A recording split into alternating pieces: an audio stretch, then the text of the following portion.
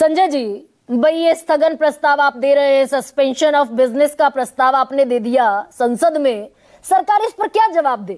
चुनाव आयोग का, कॉन्स्टिट्यूशनल बॉडी का, संवैधानिक संस्था का प्रेरोगेटिव है, वो करा रहा है अपनी जिम्मेदारी पर। सरकार इसमें क्या करेगी? संजय जी। गरिमा जी, आपको और आपके दर्शकों को नमस्कार।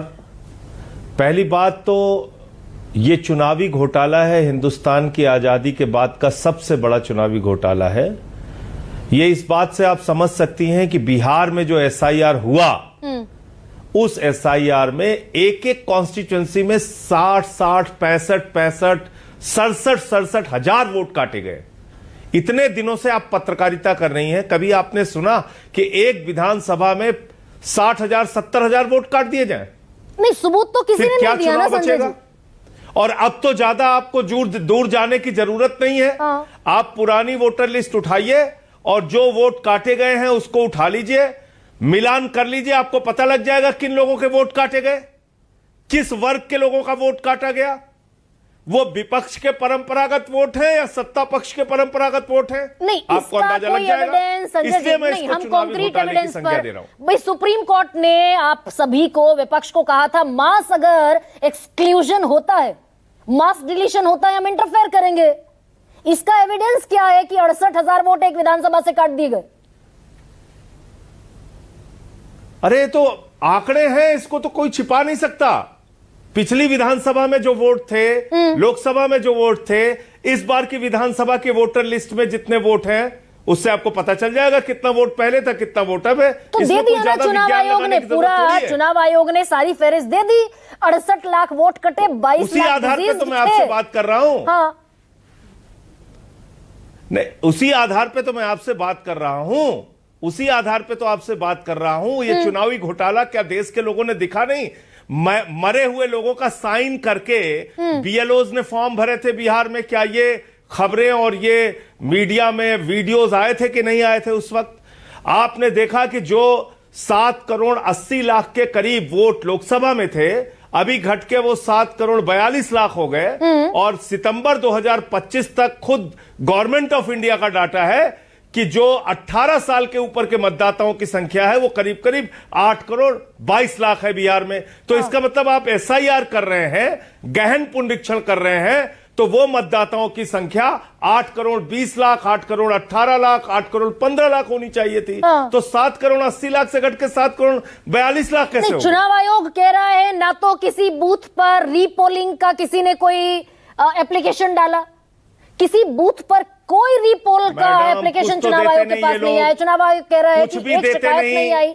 भाई लोग निकलते, 68 लाख वोटर अगर गैर जरूरी कटे, लोग आते सड़कों पर। आप मांगते रहिए, चिल्लाते रहिए, कहते रहिए, ना आपको संशोधित लिस्ट मिलेगी, ना आपको शिकायत करने का मौका मिलेगा। चुनाव की घोषणा हो जाएगी, 10,000 रुपए खाते में पहुंच जाएगा, चुनाव के दौरान भी 10,000 रुपए खाते में पहुंच जाएगा। इतना तो सीना ठोक के बेईमानी कभी हिंदुस्तान के चुनावी इतिहास में नहीं हुआ होगा जितना इस बार खुलेआम बिहार में देखने को मिला। कोई एक सीसीटीवी फुटेज नहीं देंगे, ये गड़बड़ी है नहीं सुनेंगे। अब आप चुनाव आयोग के खिलाफ चिल्लाते रहिए, बोलते रहिए, कुछ करने के लिए वो तैयार नहीं है। नहीं, आप तो दरअसल इसको आरक्षण पर ले जाते हैं ना संजय जी। अच्छा, एक चीज बताइए, आपकी 26 से 27 बीएलओज ने अपनी जान दे दी। क्यों दे दी जान उन्होंने? अगर आप इस पूरे प्रोसेस को बहुत ही अच्छे ढंग से चला रहे हैं तो सर्वेश सिंह ने रो के बिलख के मुरादाबाद में अपनी जान क्यों दे दी? क्यों गोंडा के लेखपाल ने अपनी जान दे दी? नहीं, आप दरअसल जब आरक्षण की बात करते हैं तब इसमें क्यों सवाल बनता है क्या?